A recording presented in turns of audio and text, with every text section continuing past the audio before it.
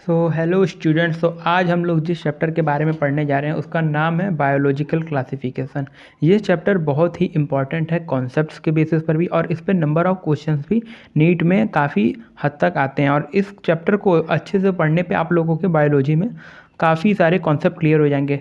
हम लोगों के पढ़ने का वही पैटर्न रहेगा कि हम लोग जल्दी से जल्दी कम टाइम में चैप्टर को पूरा के पूरा ख़त्म करेंगे। ये नहीं कि कोई एक सिंगल टॉपिक भी एनसीईआरटी से छूट जाए तो एक लाइन भी नहीं छूटेगी, हर एक लाइन को कवर किया जाएगा। और उसके बाद नीट में ही आए हुए प्रीवियस ईयर क्वेश्चन जो कि तकरीबन 50-60-70 के लगभग पहुंच जाएंगे, उतने किया जाएगा। तो देखो, बायोलॉजिकल क्लासिफिकेशन में एनसीईआरटी में जो सबसे पहले लिखा हुआ है वो लिखा हुआ है कि एरिस्टोटल्स के बारे में दिया हुआ है कि एरिस्टोटल्स जो थे, देखो अर्लीस्ट क्लासिफिकेशन जो बायोलॉजिकल क्लासिफिकेशन में एनसीईआरटी में सबसे पहली लाइन दी हुई है कि अर्लीस्ट क्लासिफिकेशन, यानी कि जो ऑर्गेनिज्म है ना, उसको सबसे पहले किसने क्लासिफाई कर दिया? एरिस्टोटल्स ने। और एरिस्टोटल्स ने जो डिवाइड किया वो दो भागों में बांट दिया, एक प्लांट्स में और एक एनिमल्स में। प्लांट्स में कौन कौन से आते हैं? ट्री, शब, हब, हाँ। और एनिमल्स में आते हैं इनाइमा और एनाइमा। इनाइमा जिसमें रेड ब्लड प्रेजेंट होती है, और एनाइमा जिसमें रेड ब्लड एब्सेंट होती हैं।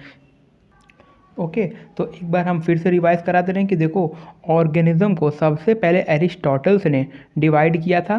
किस में डिवाइड किया है? प्लांट्स और एनिमल्स में। प्लांट्स में कौन कौन से आते थे? Tree, SERB, herb. और एनिमल्स में कौन कौन से आते थे? इनाइमा और एनाइमा। इनाइमा जिसमें रेड ब्लड प्रेजेंट होते हैं, और एनाइमा जिसमें रेड ब्लड एब्सेंट होते हैं। तो देखो, फिर उसके बाद अब आता है क्लासिफिकेशन ना। तो देखो, क्लासिफिकेशन को हमने इस ट्रिक के साथ साथ पूरा का पूरा क्लासिफिकेशन हो जाएगा। देखो, LHCW याद रख लेना, LHCW, LHCW। तो L से होता है लीनियस। लीनियस ने क्या दिया था? 2 kingdom system of classification. H से हो गया हैकल। हैकल ने दिया था 3। फिर उसके बाद फोर्थ कौन सा? देखो 2, 3, 4, 5। तो अब देखो, फोर्थ को किसने दिया था? कोपलैंड। C से कोपलैंड। और फिर W से 5 किंगडम सिस्टम किसने दिया था? विटेकर। ठीक है, ये आप लोगों को ट्रिक याद होनी चाहिए। LHCW किससे होगा? 2, 3, 4, 5। ठीक है, L से हो गया लीनियस, H से हो गया हैकल, C से हो गया कोपलैंड, और W से हो गया विटेकर। अब देखो, एनसीईआरटी में अब इसने कहा है कि why 2 kingdom system of classification is not sufficient. तो देखो, 2 किंगडम सिस्टम ऑफ क्लासिफिकेशन जो है वो सफिशियंट नहीं है, क्योंकि इसमें eukaryotes, prokaryotes, unicellular, multicellular, photosynthetic, non photosynthetic. Photosynthetic में जैसे प्लांट्स हो गए, नॉन फोटोसिंथेटिक में जैसे फंगाई हो गए। तो ये सबको जो है, ये सबको एक साथ रख दिया गया था, सबके सबको जैसे प्लांट्स में रख दिया गया है ना। तो फिर इन सब में कोई भी डिफरेंस नहीं था, लेकिन एक्चुअल में तो डिफरेंस होता है भाई। तो इसी सब डिफरेंसेस को बनाने के लिए 5 kingdom system of classification Whittaker ने दिया, जो कि सफिशियंट था। तो फिर अब मतलब कि प्रपोज किया गया 5 किंगडम सिस्टम ऑफ क्लासिफिकेशन। तो देखो, इसको भी याद करने का एक ट्रिक है कि जैसे एनसीईआरटी में जैसे दिया हुआ है कि ये किस पे बेस्ड था। तो देखो, ये याद रख लेना कि जैसे एक पहले एग्जाम होता था CPMT, तो CPMT जो है वो अब रिजेक्ट हो चुका है। ये तो आप लोगों को मालूम है कि ये मेरे सर ट्रिक हमको बताए थे। तो देखो, CPMT रिजेक्टेड का बस R याद रखना, ठीक है। C से हो गया सेल स्ट्रक्चर, P से हो गया फाइलोजेनेटिक रिलेशनशिप, M से हो गया मोड ऑफ न्यूट्रिशन, और T से हो गया थैलस ऑर्गेनाइजेशन, और R से हो गया रिप्रोडक्शन। यानी कि 5 किंगडम सिस्टम ऑफ क्लासिफिकेशन जो था वो किस पे बेस्ड था? तो वो CPMT रिजेक्टेड पर बेस्ड था। तो 5 किंगडम सिस्टम ऑफ क्लासिफिकेशन को किसने दिया था? तो ये वाले ट्रिक LHCW, W से हो गया विटेकर। ठीक है, और ये कब दिया गया था? ये 1969 में दिया गया था 5 किंगडम सिस्टम ऑफ क्लासिफिकेशन। तो अब हम लोग ने 5 किंगडम सिस्टम ऑफ क्लासिफिकेशन का ये देखा है थोड़ा सा, मतलब आउटव्यू। तो अब हम लोग ये देखते हैं कि 5 किंगडम सिस्टम ऑफ क्लासिफिकेशन जब दिया गया तो उसके क्या क्या एडवांटेज हुए, यानी कि कुछ तो फ़ायदा हुआ होगा। तो उसका हम लोग फ़ायदा देखते हैं। तो देखो, उसका सबसे पहला फ़ायदा ये था कि blue green algae, bacteria, fungi, moss, fern, gymnosperm, angiosperm, इन सब को सबसे पहले प्लांट्स में रखा गया था। लेकिन फिर इन सबों को जैसे ब्लू ग्रीन एल्गी है तो बैक्टीरिया है, फंजाई है, इन सबको उन सबके कैटेगरीज में बांट दिया गया। ठीक है, तो इन सबको सबसे पहले प्लांट्स पे सिर्फ इस बेसिस पे रखा गया था क्योंकि इन सब में सेल वॉल पाया जाता है। लेकिन देखो फंजाई होता है उसका सेल वॉल काइटिन का होता है, बैक्टीरिया का सेल्यूलोज का होता है। हाँ, तो उसी तरीके से सबका अपना अपना एक सेल वॉल होता है। तो इसलिए सेल वॉल के बेस पे बाद में 5 किंगडम सिस्टम ऑफ क्लासिफिकेशन में इन सबको अलग अलग कैटेगरीज में बांट दिया गया। ठीक है, इन सबको मतलब कि उन सबके बांट दिया गया। और ये मतलब कि पहले ये सब के सब प्लांट्स में आते थे।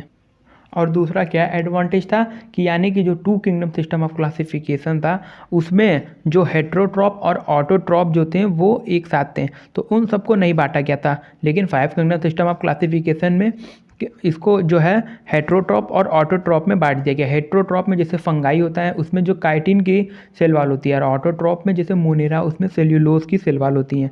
ठीक है, तो ये 2 एडवांटेज हम लोगों ने देखा।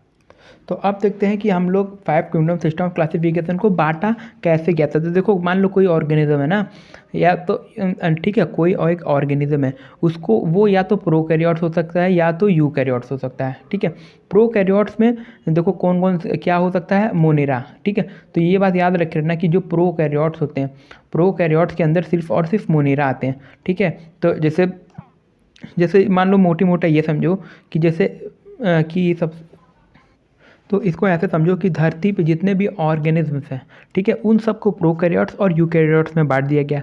प्रोकैरियोट्स में जो सिर्फ मोनेरा होते हैं, ठीक है, वही प्रोकैरियोट्स में आते हैं। यूकैरियोट्स में कौन कौन होते हैं, प्रोटिस्टा, फंजाई, प्लांट और एनिमेलिया। ठीक है, प्रोकैरियोट्स में सिर्फ एक होता है, याद रख लेना, मोनेरा। यूकैरियोट्स में 4 होते हैं। उसके बाद वाले जितने, मोनेरा के बाद जितने भी हैं, प्रोटिस्टा, फंगाई, प्लांटी और एनिमेलिया। ठीक है, अब देखो मोनेरा जो होते हैं वो सिर्फ और सिर्फ यूनिसेल्यूलर होते हैं, याद रखे रहना। यूकैरियोट्स में जो प्रोटिस्टा होते हैं ये यूनिसेल्यूलर होते हैं, याद रखे रहना। जैसे क्वेश्चन पूछ लिया कि यूनिसेल्यूलर यूकैरियोट्स कौन सा है, तो वो प्रोटिस्टा है। ठीक है, और फिर से क्वेश्चन में पूछ लिया मल्टी सेल्यूलर यूकैरियोट्स कौन सा है, वो फंजाई है। ठीक है, अब जैसे मान लो पूछ लिया कि लूज टिश्यू, मतलब ऐसा कौन सा यूकैरियोट्स है जिसमें लूज टिश्यू पाई जाती है, तो वो भी फंगाई है। ठीक है, तो याद रख रहना कि प्रोटिस्टा जो होते हैं वो यूनिसेल्यूलर होते हैं, फंजाई जो होते हैं वो मल्टी सेल्यूलर भी होते हैं और लूज टिश्यू बनाते हैं, और प्लांटी जो होते हैं वो टिश्यू बनाते हैं। एनिमेलिया जो होते हैं वो उसमें टिश्यू, ऑर्गेन या ऑर्गन का पूरा सिस्टम, ऑर्गन में जैसे आ गया लीवर, अब ऑर्गन सिस्टम में जैसे आ गया कि लीवर है, हाँ, और पैनक्रियाज है, ये सब मिल करके जैसे एक पूरा सिस्टम बनाती हैं। 4-5 तो इससे ग्लैंड, 4-5 तो ऑर्गन्स मिल गए, तो उससे कहते हैं ऑर्गन सिस्टम। फिर से ठीक है, याद रख लेना कि अगर मान लो अगर क्वेश्चन पूछ लिया यूनिसेल्यूलर प्रोकैरियोट्स तो वो मोनेरा, क्वेश्चन पूछ लिया यूनिसेल्यूलर यूकैरियोट्स तो वो प्रोटिस्टा। ठीक है, ये याद रखे रहिएगा आप लोग। अब देखो ये 2014 का आया हुआ क्वेश्चन, इसमें क्या कह रहा है, 5 kingdom system of classification suggested by R.H. Whittaker is not based on. तो इसमें कहा हुआ है कि 5 किंगडम सिस्टम ऑफ क्लासिफिकेशन जो था वो R.H. विटेकर ने दिया था, और वो किस पर बेस्ड नहीं था। तो हम लोग पढ़ चुके हैं कि वो किस पे बेस्ड था, वो था CPMT रिजेक्टेड, यानी कि वो बेस्ड था CPMT रिजेक्टेड में। C cell structure, P cell हो गया फाइलोजेनेटिक रिलेशनशिप, M से हो गया मोड ऑफ न्यूट्रिशन, T से हो गया थैलस ऑर्गेनाइजेशन, R से हो गया रिप्रोडक्शन। तो इन सबों के एक्सेप्ट, तो इसमें ऐसा कौन सा ऑप्शन है जो उसमें से नहीं हो रहा। तो देखो प्रेजेंस और absence of well defined nuclear. तो देखो अकॉर्डिंग टू ऑप्शन नंबर 1 ना, इसमें देखो वेल डिफाइंड न्यूक्लियस से इसका कहने का ये मतलब है कि ये सेल स्ट्रक्चर के बारे में बात कर रहा है। तो देखो CPMT रिजेक्टेड, यानी कि सी से देखो, तो यानी कि ये सेल स्ट्रक्चर के बारे में इन्होंने डिस्कस किया था। तो अब देखो इसमें है मोड ऑफ न्यूट्रिशन, तो देखो हम लोग का ट्रिक क्या था, CPM, तो M से जो था वो था मोड ऑफ न्यूट्रिशन। ठीक है, ये देखो CPMT रिजेक्टेड, M से था मोड ऑफ न्यूट्रिशन। तो देखो यहाँ पे मोड ऑफ रिप्रोडक्शन नहीं था। देखो उन्होंने रिप्रोडक्शन में मोड के बारे में नहीं बताया था, उन्होंने मोड ऑफ न्यूट्रिशन के बारे में बताया था। तो मोड ऑफ रिप्रोडक्शन ये इसका ऑप्शन नंबर 2 इस पे बेस्ड नहीं था। अब देखो कॉम्प्लेक्सिटी ऑफ बॉडी ऑर्गेनाइजेशन, यानी कि यूनिसेल्यूलर, मल्टी सेल्यूलर, इस सब के बेसिस पर और ऑर्गन्स के बेसिस पर इन्होंने क्लासिफिकेशन किया हुआ था। ठीक है, अब देखो ये वाला 2012 में आया हुआ क्वेश्चन क्या, maximum nutritional diversity is found in the group of, यानी कि इन चारों ग्रुप में से सबसे ज़्यादा न्यूट्रिशनल डाइवर्सिटी किस में पाई जाती है, यानी कि मोड ऑफ न्यूट्रिशन जो है वो सबसे ज़्यादा ऐसा कौन सा ग्रुप है जिसमें सबसे ज़्यादा अलग अलग पाया जाता है, तो वो होते हैं मोनेरा। ठीक है, आइए आप आगे भी आप लोग पढ़ेंगे, तो अभी आगे आप लोग पढ़ेंगे कि मोनेरा जो होते हैं वो ऑटोट्रॉप, हेट्रोट्रॉप, ट्रॉप में भी फोटो ऑटोट्रॉप, कीमो ऑटोट्रॉप ना, तो इसीलिए वो मैक्सिमम न्यूट्रिशनल डाइवर्सिटी शो करते। तो देखो बहुत सारे बच्चों को ये वाला भी क्वेश्चन नहीं सॉल्व होगा, लेकिन जो लोग पढ़े होंगे एनसीईआरटी को एक आध बार वो ये वाला क्वेश्चन कर लेंगे। देखो 5 किंगडम सिस्टम ऑफ क्लासिफिकेशन में क्लेमाइडोमोनास एंड क्लोरेला को किस में रखा गया। देखो ये वाला जो क्वेश्चन है ना, जो एनसीईआरटी आज पहली बार देख रहा होगा वो नहीं कर पाएगा, लेकिन जो पहले से पढ़ा होगा वो ये क्वेश्चन कर लेगा। तो देखो जो क्लेमाइडोमोनास और जो क्लोरेला जो होते हैं, इन दोनों को प्लांटी में रखा गया। ठीक है, ये सब एल्गी होते हैं यूनिसेल्युलर, अब उसके बारे में भी आगे पढ़ेंगे हम लोग, तो अभी इतना समझ लेना कि इन सबको प्लांटी में रखा गया है। तो देखो ये वाले टॉपिक मतलब ये वाली जो लाइन है ये शायद हम लोगों ने नहीं कवर अप की थी, तो क्वेश्चन के माध्यम से इसे देख लो। इन 5 किंगडम सिस्टम ऑफ क्लासिफिकेशन ना, ये 5 किंगडम सिस्टम में the main basis of classification, यानी कि क्लासिफिकेशन का जो सबसे मेन बेस था वो क्या था, वो था मोड ऑफ न्यूट्रिशन। देखो जैसे मान लो अगर कोई इंसान है, कोई इंसान के घर में अगर बंटवारा भी होता है, तो वो बंटवारा का जो सबसे मेन मुद्दा होता है वो क्या होता है, खाने पीने का ही मुद्दा होता है। एक आम घरों में, हम राजा महाराजा घर की बात नहीं कर रहे हैं कि ज़मीन जायदाद के लिए, जो आम छोटे मोटे जो नॉर्मल घर के में जो होते हैं मिडिल क्लास, वहाँ पे खाने पीने के बेसिस पर ही बंटवारा हो जाता है। तो मोड ऑफ न्यूट्रिशन के ही चक्कर में मेन जो उसका क्लासिफिकेशन का बेस था।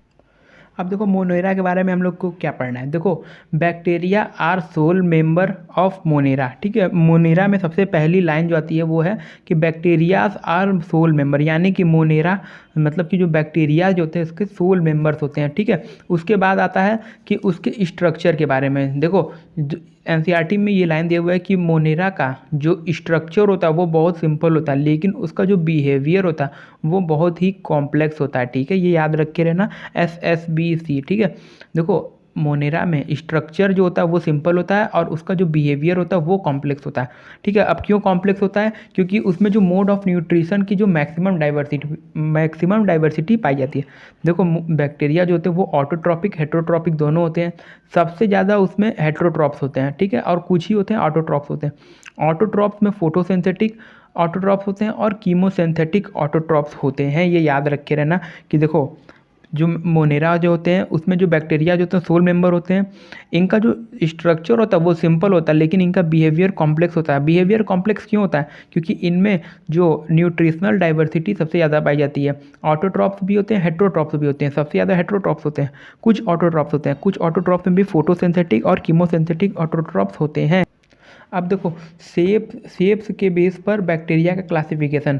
तो देखो बैक्टीरिया जो होते हैं वो गोल भी होते हैं, रॉड की तरह भी होते हैं, और स्पाइरल भी होते हैं, और कोमा शेप भी होते हैं। देखो गोल जो होते हैं वो, देखो गोल कोकोनट होता है, तो सी से कोको लग रहा है ना गोल, तो कोकस हो गया। ठीक है, और बैसिलस, ठीक है, बैसिलस जो होते हैं वो रॉड शेप होते हैं। Spirillum spiral shape. ठीक है, फिर उसका होता है विब्रियो जो था वो कोमा शेप होता है, याद रखे रहना। अब देखो ये जो मोनेराज है ना, मोनेरा को 3 क्लासेस में बांट दिया गया। एक होता है आर्की बैक्टीरिया, फिर होता है यू बैक्टीरिया, दूसरा और तीसरा जो है वो साइनोबैक्टीरिया। देखो एनसीईआरटी में यू बैक्टीरिया में ही इसको कंबाइंड किया गया। ठीक है, मतलब कि एनसीईआरटी में सिर्फ आर्की बैक्टीरिया और यू बैक्टीरिया टॉपिक दिया गया, लेकिन यू बैक्टीरिया वाले टॉपिक में ही साइनोबैक्टीरिया का बारे में बताया गया। ठीक है, तो इसको याद रखे रहना तुम लोग। अब देखो आर्की बैक्टीरिया में क्या पढ़ना है। आर्की बैक्टीरिया में ये पढ़ना है कि जो आर्की बैक्टीरिया जो होते हैं वो हार्श कंडीशंस में पाए जाते हैं, जैसे कि हेलोफिल्स, थर्मोएसिडोफिल्स और मेथेनोजेंस में। ठीक है, देखो हेलोफाइल्स का मतलब होता है, हेलो का मतलब होता है सॉल्ट, फाइल्स का मतलब होता है लवर, यानी कि सॉल्ट लवर। ठीक है, तो सॉल्टी एरिया में वही पाए जाएंगे जो सॉल्ट के लवर होंगे। ठीक है, और फिर उसके बाद आता है थर्मोएसिडोफाइल्स, यानी कि जिन्हें गर्म जगहों से या और एसिडिक जगहों से प्रिय हो, वो फाइल्स मतलब समझ रहे हो, तो वो कहाँ पे पाए जाएंगे, हॉट स्प्रिंग्स में। मैथेनोजन्स कहाँ पे पाए जाएंगे? मार्सी एरियाज में, यानी कि जैसे कि एग्जांपल रूमिनेंट्स, मतलब कि जो होते हैं जैसे कि गाय भैंस, इन लोगों के स्टमक में जो होते हैं वो मैथेनोजन्स पाए जाते हैं। और ये जो होते हैं वो बायोगैस को प्रोड्यूस करने में मीथेन को, यानी कि मीथेन को ही बायोगैस कहते हैं, इसको प्रोड्यूस करते हैं। बस ये बात याद रख के रहना। और देखो आर्की बैक्टीरिया जो होता है वो differ from other bacteria due to cell wall. अब देखो जैसे अब ये सब जो इतने हार्श कंडीशन में पाए जा रहे हैं, तो अब इन लोगों के अगल बगल, मतलब इन लोगों के ऊपर ऐसा सेल वॉल भी तो होना चाहिए जो इन लोगों को उतने हार्श कंडीशन में प्रोटेक्ट रख पाए। तो इन लोगों का जो सेल वॉल होता है वो बाकी सब बैक्टीरिया से अलग सेल वॉल होता है, ये याद रखे रहना। यानी कि जैसे क्वेश्चन पूछ लिया कि archaebacteria differ from others bacteria due to cell wall, ये बात याद रखें। अब देखो यू बैक्टीरिया के लिए एनसीईआरटी में कुछ खास दिया नहीं हुआ है। देखो यू बैक्टीरिया क्या होते हैं, देखो इसमें एनसीईआरटी में बस यही दिया हुआ है कि यू बैक्टीरिया को ट्रू बैक्टीरिया भी बोलते हैं, पहली बात। दूसरी बात कि इस पे देखो ये जो ब्लैक वाला है ना, ये उसका सेल वॉल है ना, तो इसका जो सेल वॉल होता है वो काफ़ी रिजिड होता है, दूसरी बात। और फिर इसके बाद इसमें एक फ्लैजिला होता है, ये तीसरी बात याद रखना है। यू बैक्टीरिया जो होते हैं उसके बाद एक फ्लैजिला होता है। इस अगर ऑप्शन में अगर दे दिया कि यू बैक्टीरिया हैव फ्लैजिला, फिर ऑप्शन में 1 2 3 4, तो इसमें एक फ्लैजिला होता है, ये बात याद रख के रहना, ठीक है। और इसके ऊपर ये देखो सीलिया फ्लैजिला, ये एनसीईआरटी में दिया नहीं हुआ, ये हम बता दिए हैं, इसका स्ट्रक्चर ड्रॉ कर दिए, ठीक है। तो ये कैप्सूल की जो लेयर होती है। और देखो ये बात याद रख लेना कि यू बैक्टीरिया जो होते हैं वो ऑटोट्रॉप और हेट्रोट्रॉप दोनों होते हैं। Eubacteria are autotroph and heterotroph. अब देखो जो साइनोबैक्टीरिया होते हैं वो भी ऑटोट्रॉप और हेट्रोट्रॉप दोनों होते हैं, ठीक है। ऑटोट्रॉप्स में फोटोसिंथेटिक और कीमोसिंथेटिक ऑटोट्रॉप होते हैं। हेट्रोट्रॉप के बारे में आगे डिस्कस करेंगे, तो ठीक है। तो अभी हम लोग देखते हैं साइनोबैक्टीरिया में फोटोसिंथेटिक ऑटोट्रॉप। तो देखो ऐसे साइनोबैक्टीरिया जो फोटोसिंथेसिस करके अपना जुगाड़ बनाएंगे खाने पीने का, वो होते हैं फोटोसिंथेटिक ऑटोट्रॉप। उसमें क्या होगा, हायर प्लांट्स की तरह क्लोरोफिल ए होगा, बस इतना याद रखे रहिएगा। तो बस ऑटोट्रॉप वाले में इतना ही, मतलब फोटोसिंथेटिक वाले पोर्शन में इतना ही। अब देखो कीमोसिंथेटिक ऑटोट्रॉफिक बैक्टीरिया क्या होते हैं। अब देखो जो कीमोसिंथेटिक ऑटोट्रॉफ बैक्टीरिया होते हैं वो कहाँ से केमिकल लेते हैं ना, तो देखो वो अपना मतलब खाने पीने के लिए, जैसे एनर्जी बनाए ना खाने पीने के लिए, तो वो कहाँ से जुगाड़ेगा। तो देखो नाइट्राइट्स और अमोनिया, ये सब जो होते हैं केमिकल्स जो मिट्टी उट्टी में या एटमॉस्फेयर में से पाए जाते हैं, फिर उसको ऑक्सीडाइज करके अपना एनर्जी बनाएंगे। उस एनर्जी से एटीपी बनाएंगे, एटीपी बना के स्टोर कर लेंगे, फिर उसको अपना धीमे धीमे खाते रहेंगे, ठीक है। तो यही होते हैं कीमोसिंथेटिक ऑटोट्रॉफिक बैक्टीरिया। ये इनऑर्गेनिक कंपाउंड से अपना मतलब कि फूड अपना एनर्जी बनाएंगे, ठीक है। और फिर ये वाली लाइन देखो ये fix at nitrogen in specialized cell, यानी कि अब देखो किस मतलब कि इस लाइन का ये मतलब है कि अब ये सब जो खाना बना रहे हैं ना, इसमें अब कोई ऐसा तो कुछ ना कुछ तो होगा ही कि जिसकी मदद से ये ऑक्सीडाइज कर रहे हैं, तो ये होता है तो नाम थोड़ा सा गलत लिख दिए थे, तो आप सही कर दिए। तो फिक्स मतलब कि नाइट्रोजन को जो फिक्स करता है वो किस सेल की मदद से करता है, तो वो होता है हेट्रोसिस्ट, ठीक है। यानी कि ये जो नाइट्राइट ये सब जो है, इन सब को ऑक्सीडाइज करके अपना एनर्जी बना रहा है, तो किस सेल की मदद से होगा, fix atmospheric nitrogen is specialized cell called heterocyst, ठीक है। तो अब देखो इसके एग्जाम्पल कौन कौन से हैं, ब्लू ग्रीन एल्गी, नॉस्टॉक और एनाबिना, यही सब होते हैं जो कीमोसिंथेटिक ऑटोट्रॉफ बैक्टीरिया होते हैं, ठीक है। तो जो नॉस्टॉक एनाबिना ये सब जो होते हैं वो जिलेटिनस शीट से कवर्ड रहते हैं, और फिर उसके बाद ये ब्लूम बनाते हैं वाटर बॉडीज़ में, बस इतना याद रखे रहना। तो अब फिर उसके बाद अब साइनोबैक्टीरिया के स्ट्रक्चर के बारे में बात करें तो ये यूनिसेल्यूलर, कॉलोनियल, फिलामेंटस भी हो सकते हैं, और ये फ्रेश वाटर और मैराइन भी हो सकते हैं। यानी कि इनके स्ट्रक्चर में ये यूनिसेल्यूलर भी हो सकते हैं, कॉलोनियल भी हो सकते हैं, और फिलामेंटस भी हो सकते हैं, और ये फ्रेश वाटर में भी पाए जाते हैं और मैराइन में भी पाए जाते हैं। तो देखो अब हम लोग बैक्टीरिया के रिप्रोडक्शन के सिस्टम के बारे में बात करते हैं, यानी कि बैक्टीरिया के रिप्रोडक्शन के बारे में। तो देखो बैक्टीरिया जो होता है वो मेनली जो है फिजन से रिप्रोड्यूस करता है, ठीक है। तो फिजन से तुम लोगों को लग ही रहा होगा कि ये एसेक्सुअल रिप्रोडक्शन है, और ये अनफेवरेबल कंडीशंस में स्पोर्स बनाता है, याद रखे रहना। मेनली फिजन से यानी कि बट जाता है, और अनफेवरेबल कंडीशंस में स्पोर्स बनाता है। और बैक्टीरिया में सेक्सुअल रिप्रोडक्शन जो होता है वो प्रिमिटिव टाइप का जो डीएनए होता है उसके ट्रांसफ़र से उसमें सेक्सुअल रिप्रोडक्शन होता है। तो देखो बैक्टीरिया में एसेक्सुअल और सेक्सुअल रिप्रोडक्शन है। एसेक्सुअल में या तो वो फिजन मतलब कि फिजन यानी कि बढ़ जाएगा, या तो वो अनफेवरेबल कंडीशंस में स्पोर्स बनाएगा, और सेक्सुअल रिप्रोडक्शन में उसमें प्रिमिटिव टाइप का डीएनए ट्रांसफ़र होगा। तो देखो अब हम लोग मोनेरास का सबसे लास्ट टॉपिक, जिसमें जो माइकोप्लाज्मा है। माइकोप्लाज्मा में देखो क्या होता है, माइकोप्लाज्मा में सेल वॉल नहीं होता, ये बात याद रखे रहना। हाँ, और फिर उसका ये स्मॉलेस्ट लिविंग सेल है, ठीक है, ये स्मॉलेस्ट लिविंग सेल है, और बिना ऑक्सीजन के भी ये सर्वाइव कर सकता है, कैन सर्वाइव विदाउट ऑक्सीजन। और फिर उसके बाद ये पैथोजेनिक होता है प्लांट्स के लिए और एनिमल्स के लिए, ये बात याद रख के रहना।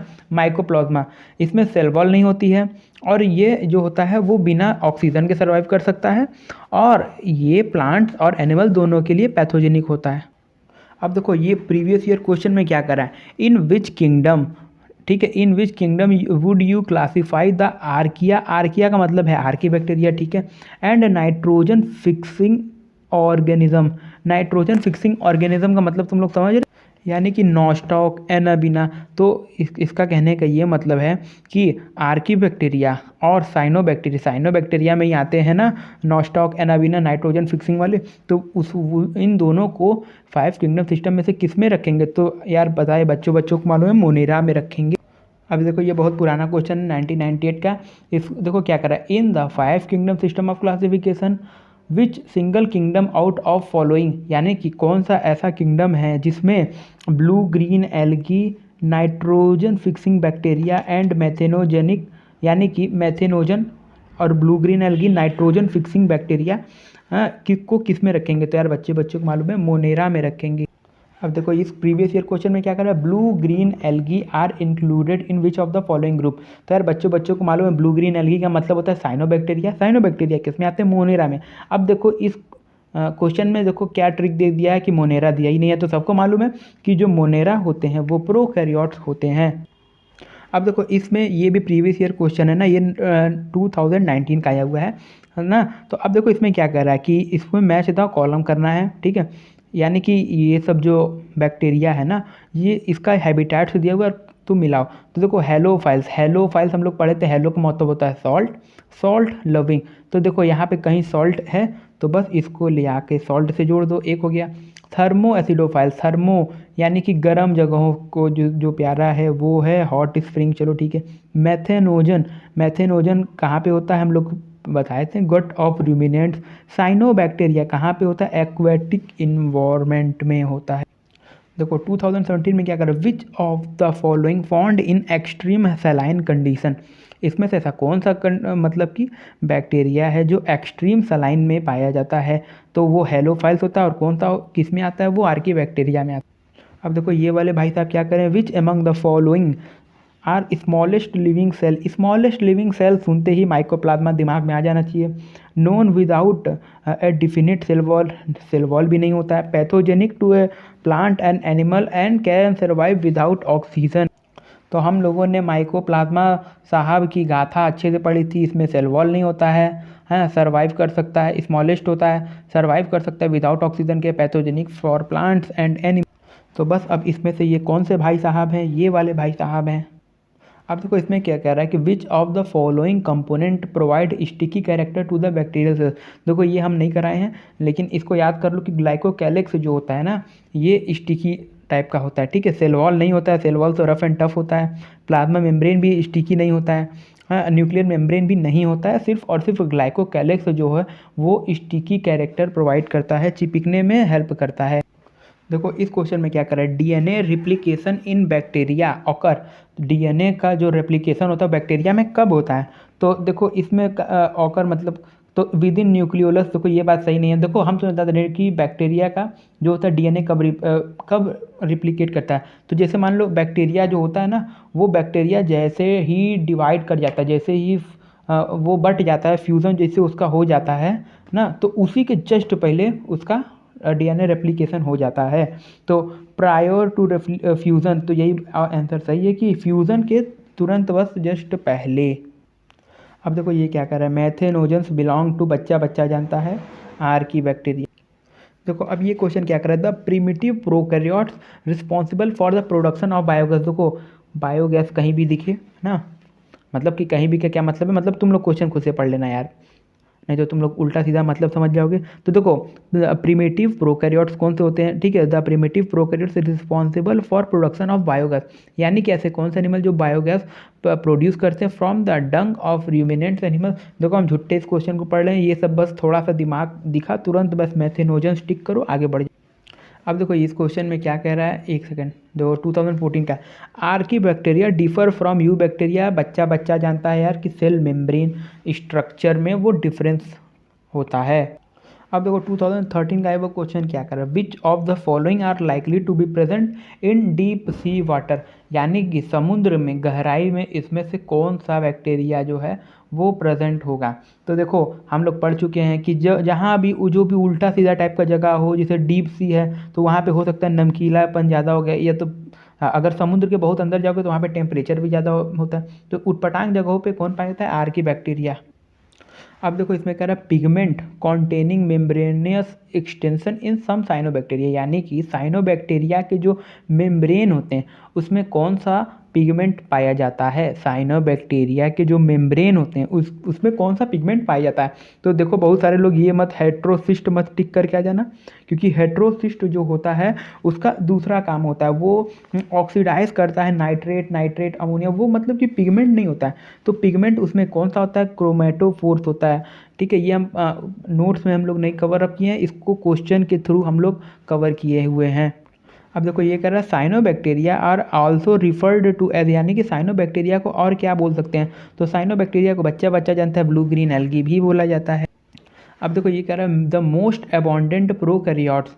देखो मोस्ट अबॉन्डेंट प्रोकैरियोट्स का मतलब ही है कि जैसे प्रोकैरियोट्स को कह रहा है बैक्टीरिया को, और मोस्ट अबॉन्डेंट किसको कह रहा है, हेट्रोट्रॉपिक बैक्टीरिया को। देखो क्वेश्चन सही पकड़ा करो, the most abundant prokaryotes helpful to make human curd, मतलब कि अरे ह्यूमंस इन मेकिंग, मतलब कि दही बनाने में ना, दही बनाने में एंटीबायोटिक्स बनाने में कौन सा बैक्टीरिया को यूज़ किया जाता है, और क्वेश्चन में ही बोल दिया कि वो बैक्टीरिया जो है वो मोस्ट अबॉन्डेंट प्रोकैरियोट्स है। तो यार बच्चा बच्चा जानता है कि most abundant prokaryotes heterotrophic bacteria होते हैं।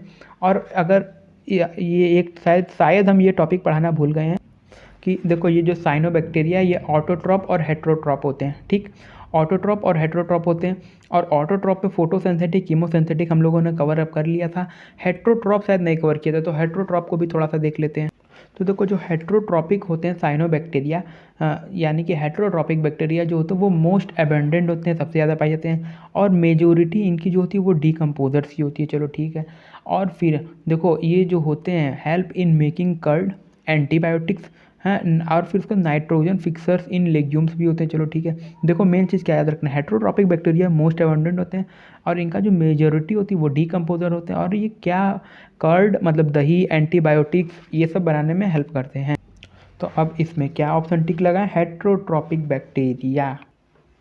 देखो अब इस क्वेश्चन में क्या करा है, 2011 में आया हुआ है, इन यू बैक्टीरिया, ठीक है, you bacteria A cellular component, मतलब कि सेल का ऐसा कौन सा कंपोनेंट है जो यू बैक्टीरिया और यूकैरियोटिक सेल में सेम होते हैं। यानी कि क्वेश्चन का सीधा सीधा यही मतलब है कि प्रोकैरियोट्स और यूकैरियोट्स में ऐसा सेल का कौन सा कंपोनेंट है जो सेम होता है। तो देखो राइबोसोम न्यूक्लियस सेल वॉल, इस पर टिक मत कर देना क्योंकि प्रोकैरियोट्स का सेल वॉल यूकैरियोट्स का सेल वॉल डिफरेंट होता है। न्यूक्लियस भी भाई, न्यूक्लियस पे ही तो पूरा खेल है, न्यूक्लियस तो प्रोकैरियोट्स का अनडेवलप होगा, यूकैरियोट्स का डेवलप होगा। राइबोसोम उसमें 70 ईयर्स, इसमें 80 ईयर्स, मालूम ही होगा तुम लोगों को। तो प्लाज्मा मेम्ब्रेन जो होता है वो यूकैरियोट्स प्रोकैरियोट्स का बहुत जगहों पे सेम होता है। इस क्वेश्चन को तुम लोग याद रखना, ठीक है। यूकैरियोट्स और प्रोकैरियोट्स में जो प्लाज्मा मेम्ब्रेन होते हैं वो सेम होते हैं। अब देखो इसमें क्या कर रहा है, सम हाइपरथर्मोफिलिक, यानी कि सबसे ज़्यादा टेम्परेचर, ठीक है, organism that grow in highly acidic medium, यानी कि क्वेश्चन यही कर रहा है कि हाईली एसिडिक और हाई टेम्परेचर पे कौन से ये दो ग्रुप के मेंबर्स बिलोंग मतलब कि सर्वाइव कर पाएंगे। तो यार तुम लोगों को मालूम ही होगा कि आर्की बैक्टीरिया ही ऐसी काले कारनामे कर सकता है। तो देखो आर्किया का मतलब ही हो गया कि आर्की बैक्टीरिया ये यहाँ पे दिख गया, कहीं और आर्की बैक्टीरिया दिख भी नहीं रहा है। और यू बैक्टीरिया में भी तुम लोगों को मालूम ही होगा कि यू बैक्टीरिया जो होता है ट्रू बैक्टीरिया वो साइनोबैक्टीरिया का ही एक मतलब कि उसमें साइनोबैक्टीरिया भी पाया जाता है, यू बैक्टीरिया में, ठीक है। तो साइनोबैक्टीरिया भी ऐसे काले कारनामे कर सकता है। तो ठीक है, इसको ऑप्शन नंबर 1 को टिक करो और आगे बढ़ जाओ। अब देखो ये लंबा चौड़ा पढ़ोगे, हम तुम्हें शॉर्ट में बता दे रहे हैं कि इसमें यही बोला गया है कि इसमें से कौन सा स्टेटमेंट करेक्ट है, उसको टिक करना है। देखो मेथेनोजन आर आर्की बैक्टीरिया सब लोग जानता है, which produce methane in marshy area, भाई सब लोग जानता है कि मेथेनोजन जो होता है मेथेन प्रोड्यूस करता है, और कहाँ पे करता है, रूमिनेंट्स के गट्स में प्रोड्यूस करता है, गैया भैंस के। फिर उसके बाद the nostoc is a filamentous blue green algae, यानी कि जो नॉस्टॉक होता है ये फिलामेंटस साइनोबैक्टीरिया होता है, साइनोबैक्टीरिया यानी कि ब्लू ग्रीन एल्गी, ठीक है। विच फिक्स एटमॉस्फेरिक नाइट्रोजन, सब लोग जानता है कि नाइट्रोजन एनाबीना ये सब क्या करते हैं, ये सब का काम ही होता है कि नाइट्रोजन को फिक्स करना, ठीक है। अब फिर उसका chemosynthetic autotroph bacteria synthesize cellulose from glucose. तो यार कीमोसिंथेटिक ऑटोट्रॉपिक बैक्टीरिया के बारे में एनसीईआरटी माता से तो हम लोगों ने यही पढ़ा हुआ था कि नाइट्रेट और अमोनिया को ऑक्सीडाइज करके एनर्जी बना करके एटीपी बनाता है। ये ऑप्शन वाले भाई साहब तो कुछ और ही, तो इनकी बात को हम लोग नहीं मानते हैं, इनको हम लोग काट देते हैं क्योंकि ऐसा हम लोगों ने नहीं पढ़ा हुआ है कहीं भी। और सेल्यूलोज से ग्लूकोज ये तो ऐसा हो ही नहीं सकता है, मतलब कि कीमोसिंथेटिक ऑटोट्रॉपिक बैक्टीरिया ऐसा नहीं करता। अब फिर उसके बाद अगला भाई साहब क्या कह रहे हैं, mycoplasma lack a cell wall can survive without oxygen. ये भी हम लोगों ने बचपन में पढ़ाया हुआ है कि माइकोप्लाज्मा जो होता है वो सेल वॉल के मतलब उसमें सेल वॉल नहीं होता और वो बिना ऑक्सीजन के जिंदा रह सकता है। काश भगवान ने ऐसा फीचर हमें भी दिया होता। तो देखो ये 2008 में आया हुआ क्वेश्चन है, इसमें इतना स्टेटमेंट दिया हुआ है पढ़ के पागल हो जाओगे। इसका सिर्फ यही कहने का मतलब है कि कौन सा स्टेटमेंट सही है, बस उस पर ध्यान दो। तो देखो ये कह रहा है आर्किया यानी कि Archie bacteria completely differ from both prokaryotes and eukaryotes. तो ऐसा कोई बात नहीं है भाई, कंप्लीटली नहीं डिफर होता उसका, सिर्फ आर्की बैक्टीरिया जो होता है वो यूकैरियोट्स यानी कि आर्की बैक्टीरिया जो है वो बैक्टीरिया में प्रोकैरियोट्स यूकैरियोट्स से उसके सेल वॉल के कॉम्पोजिशन में ही डिफरेंट होता है। सेल वॉल या कहीं कहीं सेल मेम्ब्रेन भी लिखा होता है, ठीक है। तो archaea completely differ from prokaryotes, completely differ किसी से भी नहीं होता। Archaea resemble eukaryotes in all respect. अब इतना भी नहीं है कि हर एक चीज़ में सेम हो जाए, हर एक चीज़ में सेम नहीं होता, बस उसके सेल वॉल वाले ही बात है। देखो archaea have some novel feature, यानी कि इसमें अब बोल दिया है कि उसमें सिर्फ कुछ फीचर जो होते हैं वो archaea have some novel feature that are absent in other prokaryotes and eukaryotes. इसमें कह रहा है कि आर्की बैक्टीरिया में कुछ ऐसे नॉवेल फीचर्स यानी कि ऐसे फीचर जो दूसरों में ना हो वो होते हैं, और मतलब कि वो प्रोकैरियोट्स और यूकैरियोट्स में एब्सेंट होते हैं। तो ये वाला बात सही है। अब देखो इसमें क्या करा, विच of the following statement about mycoplasma is wrong, यानी कि माइकोप्लाज्मा के बारे में इसमें से कौन सा स्टेटमेंट गलत है। तो देखो एक चीज़ हम तुम लोग बता दे रहे हैं कि माइकोप्लाज्मा जो होता है वो पेनिसिलिन से जो है वो सेंसिटिव होता है, इसे याद रखे रहना।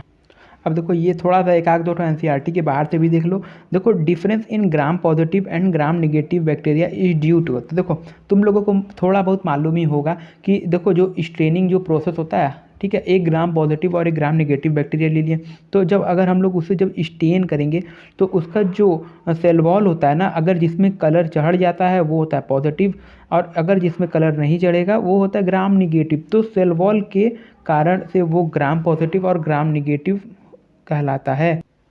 अब देखो इसमें क्या करा व्हाट, ये थोड़ा सा एनसीईआरटी के अभी बाहर का है।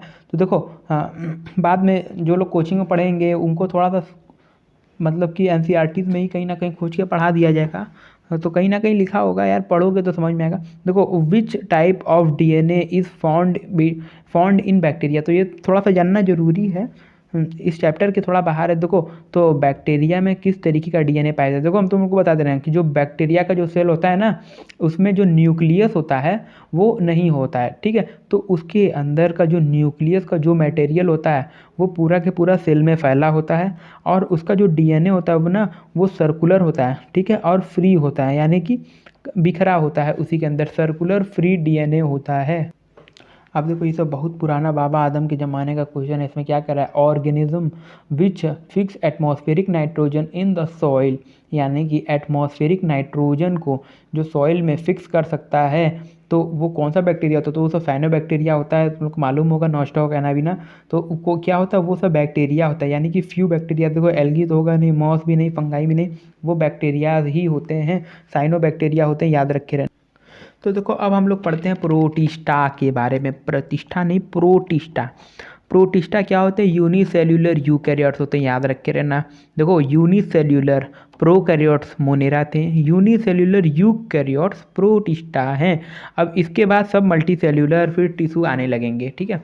तो देखो ये जो होते हैं वो पानी में पाए जाने वाले होते हैं, तुम लोग को मालूम ही होगा।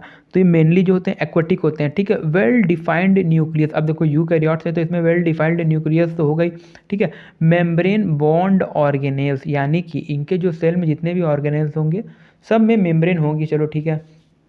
अब फिर है some have cilia and flagella, यानी कि प्रोटिस्टा के बहुत सारे ऐसे मेंबर्स होंगे जिसमें सीलिया और फ्लैजिला पाई जाएगी। तो क्या क्या पढ़े प्रोटिस्टा में, यूनिसेल्यूलर यूकैरियोट्स पानी में पाए जाते हैं ज़्यादातर, और इसमें जो होता है, अब यूकैरियोट्स है तो इसमें न्यूक्लियस वेल डिफाइंड होगा, और इसके जो सेल्स के अंदर के जो ऑर्गेनेल्स होंगे उस वो मेम्ब्रेन बॉन्ड होंगे, ठीक है। और कुछ में सीलिया और फ्लैजिला पाई जाएगी। अब देखो प्रोटिस्टा को हम लोग 5 क्लासेस में बांटते हैं। देखो प्रोटिस्टा को हम लोग chrysophytes, dinoflagellates, euglenoids, slime moulds और प्रोटोजोअन्स में बांटते हैं। देखो याद रखे रहना, chrysophyte, dinoflagellate, euglenoids, slime moulds और प्रोटोजोआ, याद रखे रहना। तो देखो ये देखो chrysophytes, dinoflagellates, euglenoids, slime moulds और प्रोटोजोआ के बारे में एक अलग से हम लोग चार्ट बना करके पढ़ेंगे। तो देखो सबसे पहले हैबिटेट के बारे में देखते हैं। तो देखो क्राइसोफाइट्स जो होते हैं, एक सेकेंड, तो देखो हैबिटेट के बारे में हम लोग बात करते हैं।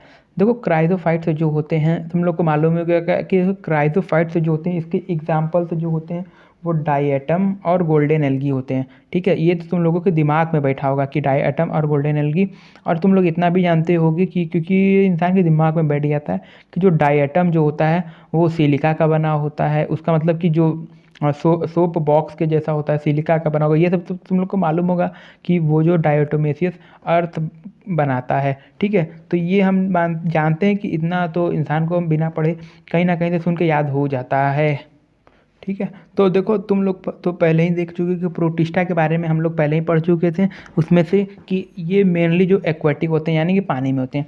तो देखो क्राइसोफाइट जो होता है वो फ्रेश वाटर में भी पाया जाता है और वो समुद्री पानी में भी पाया जाता है, यानी समुद्र में भी पाया जाता है, मैराइन। डायनोफ्लैजिलेट्स जो होते हैं ये टोटली मैराइन होते हैं, ठीक है। देखो क्वेश्चन पूछ सकता है कि कौन सा ऐसा प्रोटिस्ट है जो टोटली मैराइन होता है, तो वो होता है डायनोफ्लैजिलेट्स। या ऐसे भी क्वेश्चन में पूछ सकता है कि कौन सा ऐसा प्रोटिस्ट है, एग्जाम्पल में एक गोनियोलेक्स दे दिया, एक डायटम, एक यूग्लिना, एक प्लाज्मोडियम। तो अब तुम बताओ कि ऐसा कौन सा प्रोटिस्ट है जो टोटली मैराइन है। तो डायनोफ्लैजिलेट्स का एग्जाम्पल है गोनियोलेक्स, ठीक है, गोनियोलेक्स, नॉक्टिल्यूका। तो देखो अब हम लोग इसे बारी बारी पढ़ते हैं। देखो क्राइसोफाइट्स जो है वो फ्रेश वाटर और मराइन दोनों हैं। डायनोफ्लैजिलेट्स सिर्फ मराइन है। यूग्लिनॉइड्स के बारे में तुम लोग शायद जानते होगे कि ये फ्रेश वाटर में भी पाया जाता है और रुके हुए पानी में भी पाया जाता है, ठीक है। इसमें कॉन्ट्रैक्टाइल वैक्यूल वगैरह वगैरह पाया जाता है, ठीक है। और ये इसके बारे में एक और बात जान लो कि ये जो है एनिमल्स और प्लांट्स के बीच की कनेक्टिंग लिंक है। ये बात थोड़ा सा याद रख के रहना है, क्योंकि इसमें देखो आगे तुम लोग पढ़ोगे कि देखो इसमें पिगमेंट्स भी है, ठीक है। और ये देखो हंट भी कर रहा है स्मॉल एनिमल्स को, इसलिए ये कनेक्टिंग लिंक भी होता है प्लांट और एनिमल का। देखो फिर उसके बाद आता है स्लाइम मोल्ड। स्लाइम मोल्ड तुम लोग को मालूम ही होगा कि देखो स्लाइम मोल्ड का काम क्या होता है। जैसे तुम लोग, जैसे दुनिया में हर इंसान जो कूड़ा करकट करता है तो उसके ऊपर जो मतलब कि जो सड़ाने का काम करता है वो स्लाइम मोल्ड्स का करता है, ये बात याद रखे रहना। तो हैबिटेट तुम लोग को मालूम हो गया। अब स्ट्रक्चर के बारे में बात करते हैं। देखो सब के सब माइक्रोस्कोपिक होते हैं, ठीक है, यानी कि क्राइसोफाइट्स, डायनोफ्लैजिलेट्स, क्योंकि हम लोग पढ़ चुके हैं कि प्रोटिस्टा जो होते हैं वो यूनिसेल्यूलर यूकैरियोट्स होते हैं, ठीक है। तो सब के सब माइक्रोस्कोपिक होते हैं। और फिर देखो जो स्लाइम मोल्ड्स होता है ना, ये भी माइक्रोस्कोपिक ही होता है, लेकिन इसका जो प्लाज्मोडियम स्टेज जो होता है वो मल्टी सेल्यूलर होता है, वो कई फीट तक ग्रो करता है। फिर देखो हम लोग बात करते हैं मोड ऑफ न्यूट्रिशन की, यानी कि इसको जो फूड मिलता है वो किस तरीके से मिलता है। देखो क्राइजोफाइट्स जो होते हैं वो फोटोसिंथेटिक, डायनोफ्लैजिलेट्स ये भी फोटोसिंथेटिक ना, यूग्लिनॉइड्स जो होते हैं वो फोटोसिंथेटिक भी होते हैं, और अगर उनको फूड नहीं मिला तो वो हेट्रोट्रॉप्स भी बन जाते हैं। जैसे कि मान लो एग्जांपल, जैसे मान लो ये एक यूग्लिना है, ठीक है, एक यूग्लिना है, उस वो जो है वो नॉर्मली धूप उप में है जा करके फोटोसिंथेसिस करके पिगमेंट्स है उसमें, तो वो धूप में गया और पिगमेंट्स की वजह मदद से उसने फूड वूड बना लिया, ठीक है। लेकिन अब जैसे मान लो अब छाया आ गया, अब धूप मिल ही नहीं रहा उसको बहुत समय से, तो अब वो क्या करेगा, अब वो छोटे छोटे एनिमल्स को शिकार करने लगेगा, ठीक है, हंट करने लगेगा। तो इसमें क्या हुआ, ये देखो फोटोसिंथेटिक भी हो गया और हेट्रोट्रॉप्स भी हो गया। और जो स्लाइम मोल्ड्स होता है ये सैप्रोफाइट होता है। सैप्रोफाइट का मतलब क्या है, जैसे जो तुम लोग कूड़ा करकट किए वो सड़ा गला, मतलब कि कोई सड़ा गला हुआ चीज़ है ना, तो देखो सड़ा गला, देखो पैरासिटिक और सैप्रोफिटिक में ही फ़र्क है कि जैसे अगर कोई चीज़ है और वो जिंदा किसी चीज़ पे, अगर किसी जिंदा चीज़ से अगर अपना फूड ले रहा है तो वो पैरासिटिक हो गया, और अगर कोई मरे हुए चीज़ से अगर अपना खाना ले रहा है तो वो सैप्रोफिटिक होता है, ठीक है। तो देखो मोड ऑफ न्यूट्रिशन भी तुम लोग समझ चुके हो। अब बात करते हैं सेल वॉल के बारे में। तो देखो क्राइजोफाइट जो होता है यही इसका कैरेक्टरिस्टिक फीचर होता है कि इसका जो सेल वॉल होता है वो सोप बॉक्स की तरह होता है और सिलिका का बना होता है। सिलिका के बनने के होने की वजह से ये बहुत ही हार्ड हो जाता है और ये ख़राब नहीं होता है, ठीक है। तो इसको मतलब कि ये जो इसके जो मतलब कि डाई एटम्स हैं, नेविक्यूलर हैं, ये सब जो मर जाते हैं तो समुद्र के तल पे जाके बैठ जाते हैं, तो उसके सिलिका सेल्स की वजह से इसमें डायटोमियस अर्थ बन जाता है। तो इसका क्या काम किया जाता है, ये इसका सोप मतलब कि इसका जो काम किया जाता है पॉलिशिंग में और फिल्ट्रेशन में, क्या काम किया जाता है डायटोमियस अर्थ का, पॉलिशिंग और फिल्ट्रेशन में, ठीक है। अब देखो डायनोफ्लैजिलेट्स का जो सेल वॉल होता है वो सेल्यूलोज का बना होता है, याद रखे रहना। देखो डायनोफ्लैजिलेट्स और यूग्लिना में ये बड़ा इंसान कंफ्यूज हो जाता है। देखो डायनोफ्लैजिलेट्स का सेल वॉल सेल्यूलोज का, यूग्लिनॉइड्स का पेलिकिल्स का बना होता है, ठीक है। इसमें भी दो फ्लैजिला, इसमें भी दो फ्लैजिला पाई जाती हैं। देखो जो डायनोफ्लैजिलेट का जो फ्लैजिला होता है एक लॉन्गिट्यूडनल और एक ट्रांसवर्स होता है। यूग्लिनॉइड का जो फ्लैजिला होता है वो दोनों दो होता है, एक शॉर्ट और एक लॉन्ग होता है। तो देखो इन लोगों का स्ट्रक्चर कुछ इस तरीके का होता है। जो डायनोफ्लैजिलेट्स होते हैं उसमें देखो एक लॉन्गिट्यूडनल है ना, और एक जो है वो ट्रांसवर्स है, ठीक है। और यूग्लिनॉइड्स में देखो एक शॉर्ट है और एक लॉन्ग है, याद रखे रहना। और फिर उसके बाद देखो इनमें जो पिगमेंट्स होता है ना, वो जो मतलब डायनोफ्लैजिलेट्स में जो पिगमेंट्स होता है इसकी वजह से वो yellow, green, brown, red, blue colour के होते हैं, ठीक है। और इसमें जो पिगमेंट्स होता है, इसमें तो पिगमेंट्स होता ही है और ये तो तुम लोग को मालूम ही होता है कि हंट करता है। अब देखो ये सैप्रोफाइट भी पढ़ चुके थे। अब इसमें जो होता है देखो स्लाइम मोल्ड्स में इनके जो स्पोर्स होते हैं उसमें ट्रू वॉल होते हैं। सबका एग्जांपल याद कर लो कि देखो एग्जांपल तो तुम लोगों को रटा होगा कि क्राइजोफाइट से डायटम, नेविक्यूलर और गोल्डन एल्गी भी इसमें आता है, याद रखे रहना। डायनोफ्लैजिलेट्स में गोनियोलेक्स, नॉक्टिल्यूना। देखो गोनियोलेक्स के बारे में एक बात बता, देखो जो गोनियोलेक्स जो होते हैं ना वो समुद्र में लाल लाल रंग का पानी हो जाता है जहाँ पे गोनियोलेक्स अपना सेक्रेशन छोड़ देते हैं, या गोनियोलेक्स जहाँ पे होते हैं, तो ठीक है उसको क्या कहते हैं, उसको रेड टाइड्स कहते हैं। अब देखो लाल लाल छोड़ा है तो रेड टाइड्स हो गया, ठीक है।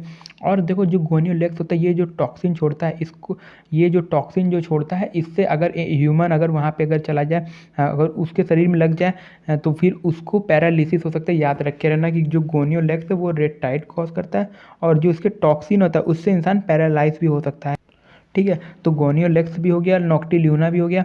और फिर देखो ये यूग्लिना का यूग्लिनॉइड्स का एग्जांपल यूग्लिना, स्लाइम मोल्ड्स का एग्जांपल प्लाज्मोडियम।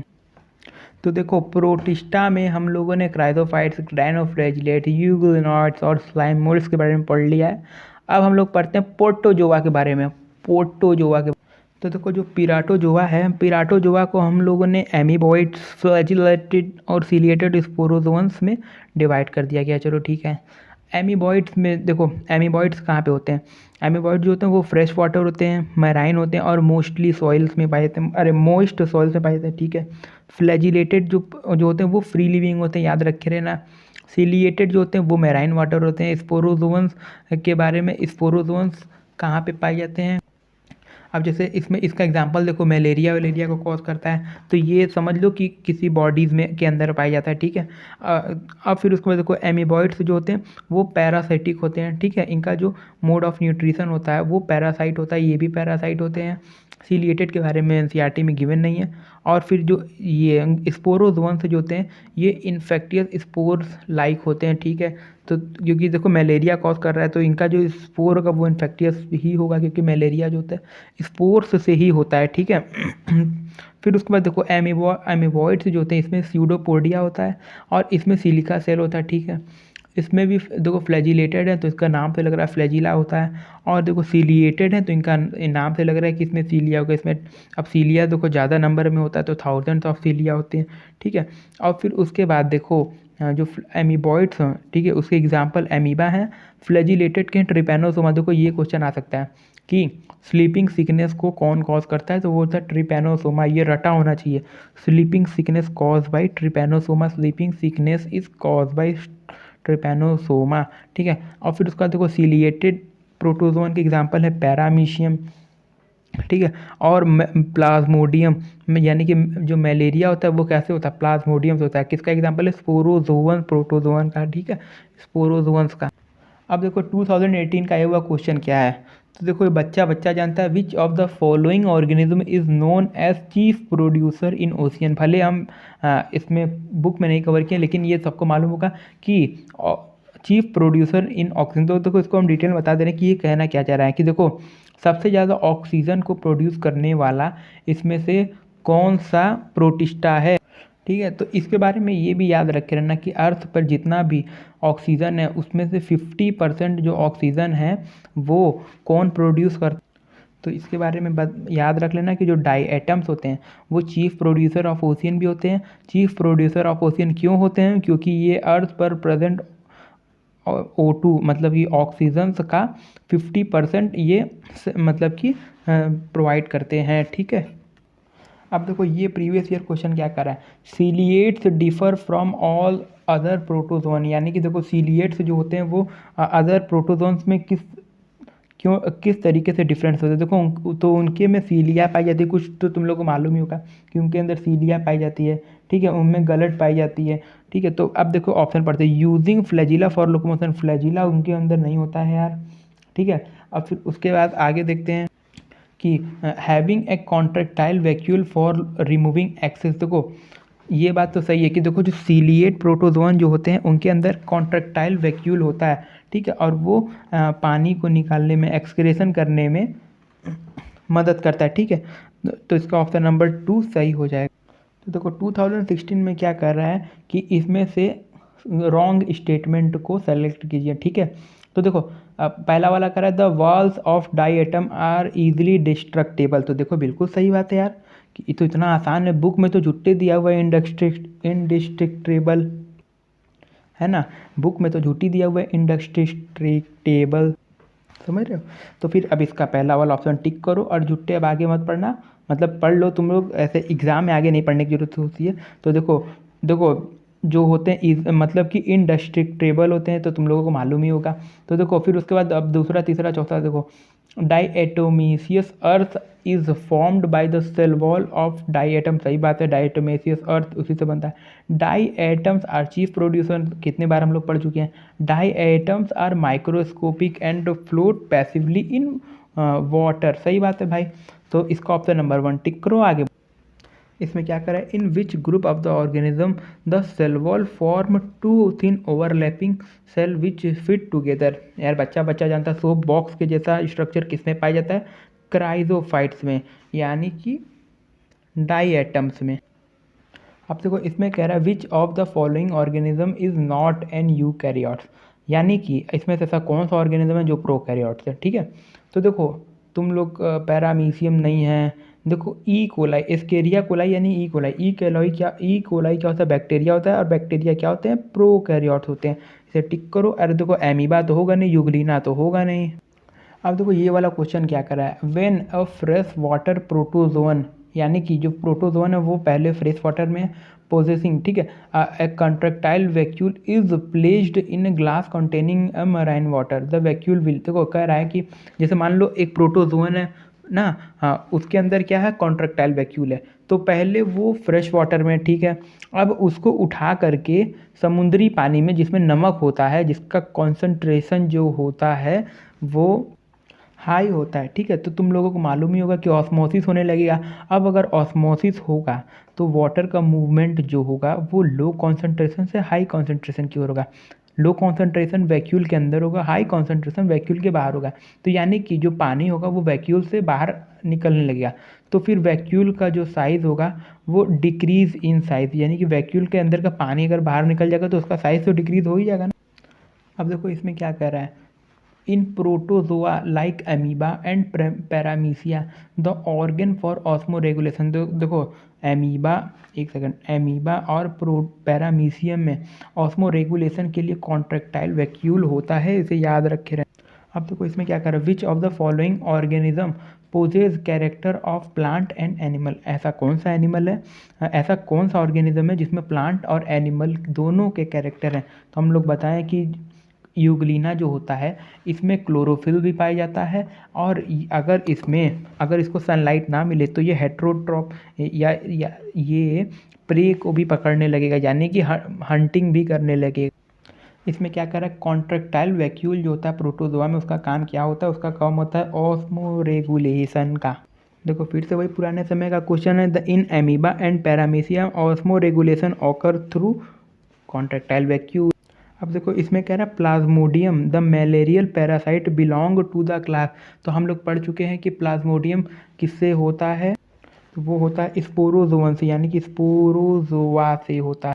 देखो इसमें क्या कह रहा है, trypanosoma belong to the class. तो देखो हम लोग पढ़ चुके हैं जो ट्रिपेनोसोमा होता है ये स्लीपिंग सिकनेस कॉज करता है, और ये क्या होता है, ये जो होता है वो प्रोटोजोआ होता है, फ्लैजिलेटेड होता है, ठीक है। तो देखो फ्लैजिलिया का टर्म इधर यूज़ किया, तो जू